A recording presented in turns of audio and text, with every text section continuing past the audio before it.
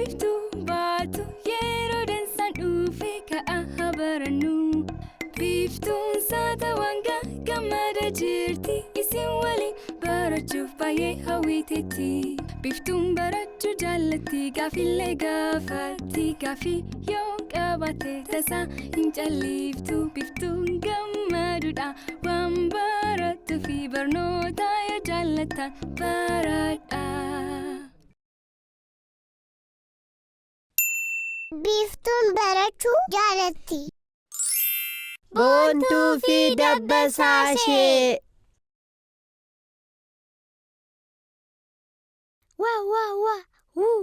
Wee. Jaallata mee natti himi maal taate bossa? Bo'aan jiru bar akka soorettiitti duutaa jira malee. Sareeta akkasitti miti kan duutu. Akkamitti ree? Ani saree miti jaallata.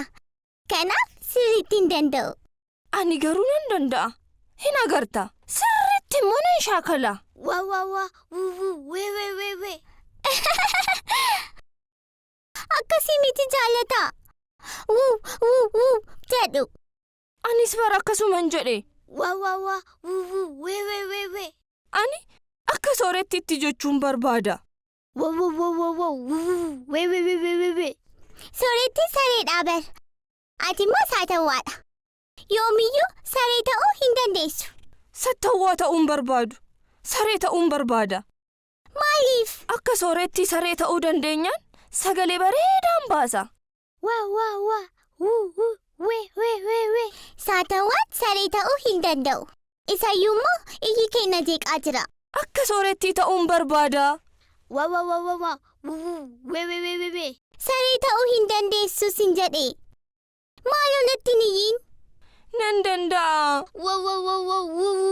Wee. Maaloo jaallata tapha biraa taphadhu. Baay'ee na jeeqaa jirta. Wee. Qoonqoo keessi dhukkuba. Jaallataan akka soorettii nan duuta jedhee na rakkisaa jira. Maal naaf wayyaa? Gara qe'ee kitaabaa deemu. Sirriidha. Gara qe'ee kitaabaa haa deemnu. Jaallataa koo kottu gara qe'ee kitaabaa haa deemnu.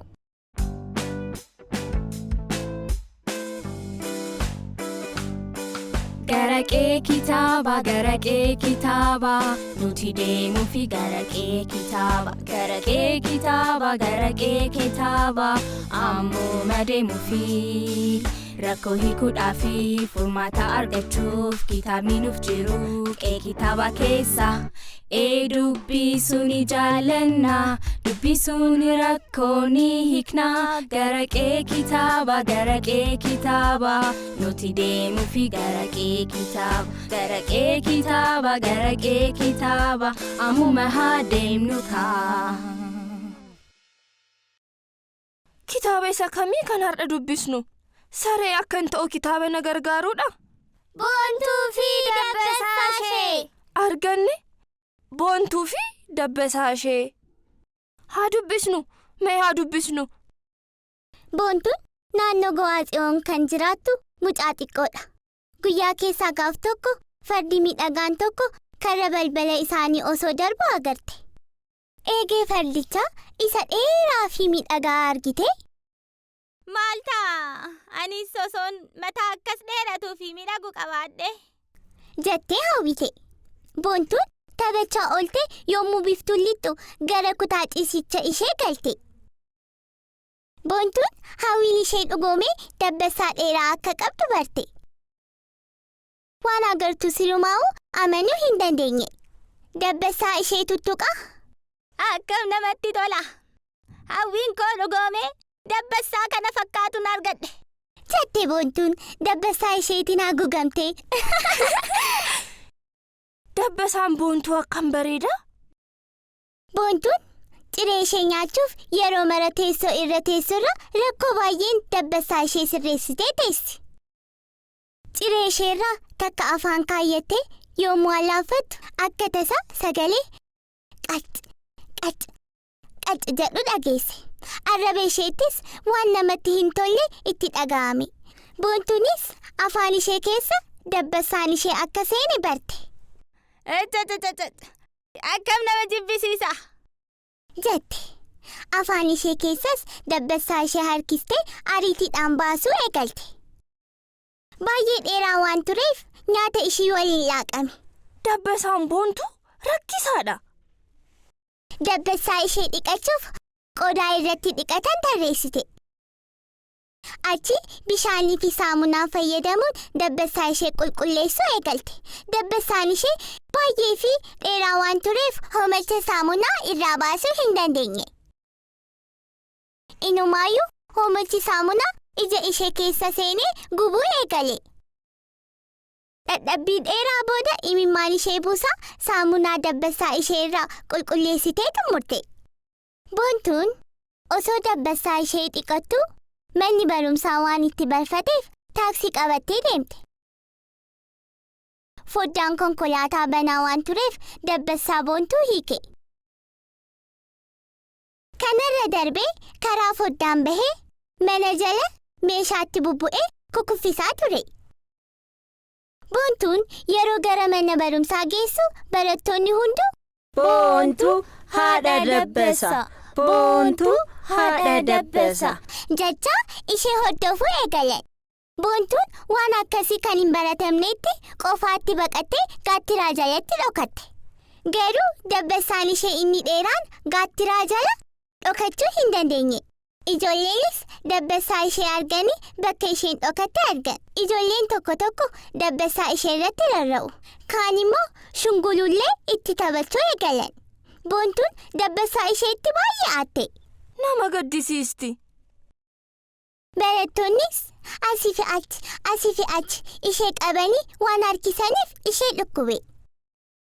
Sa'a kanatti Baay'ee na dhukkubsaa jirtu. Kun dabbasaa kooti. Tuquu hin dandeessani. Dhaabaa. jettee yoomuu iyyitu hirriba keessaa dammaqxe. Yeroo dabbasaa ishee tuqxu akkuma durii gabaabaa ta'uu isaatiin. Uffa. Edaa kun hundi abjuudhaani. Dabbasaa koo gabaabduu siin jaaladha. jettee deebitee jiste. Jaallata atis akka boontuu waan hawwite osoo argatte yeroo hunda akka saree wuu qofa jetta ture. Akkasiimaan barbaadu. Garuu saatawwaa ta'uu hin barbaadu jettee hin turre. Eeyyeen. Boontuu argitee miti. Humna ishee ol dabbasaa hawwitee akka rakkatte. Eeyyeen baay'ee nama kolfisiisti. Ati akka sareetti iyyuu dadhabdiyyuu waan sareen gochuu hin dandeenye gochuu ni dandeessa. Dhugaa? Maal gochuun danda'a? Mormi kee dheeraa waan ta'eef wanta dhedheeroo irra salphumatti gahuu dandeessa. Saree osoo ta'e hoo? Akkas gochuu hin dandeessu. Morma dheeraa waan hin qabneefis gadduu dandeessa. Immoo akka saatawwaa saree morma dheeraa qabu agartee beektaa? Hin beeku. Ani sattawwaa. Namatti tola. Sirriitti. Amma gara mana keenya haa deemnu. Tole. Kitaaba har'a arganneerra. Kitaabni har'a eenyu isaa kana. Kitaaba kana waliin dubbisuun baay'ee baranna. Maaloo waliin taanee dubbisnu. Tokko lama sadi jennu dubbisuun jaallanna. Ammas tokko lama sadi dubbisuun jaallanna. Kitaabicha har'a waliin taanee dubbisna. Dubbisuun rakkoo guyyaa har'a hiikna. Dubbisuu jaallanna. Dubbisuun rakkoo hiikna.